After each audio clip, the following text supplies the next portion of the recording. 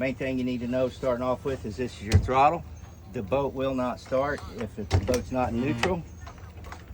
There's a demo of that. You put it in neutral, it'll fire right up, okay? This is the lanyard for the kill switch. You want to pay particular attention to which one of these multi-tools are on here, multi-tool, and make sure you use that one whenever you, if you do become disengaged here. This has to be attached to your body the entire time that you're driving the boat. Primarily designed for if the captain falls out of the boat, it'll turn the boat off. That's the other main problem. If people get out there and the boat won't start, it's either the boat's not in neutral or the kill switch has become disengaged, especially with a tall guy. He'll stand up and he'll become partially disengaged. Just pop it right back in there.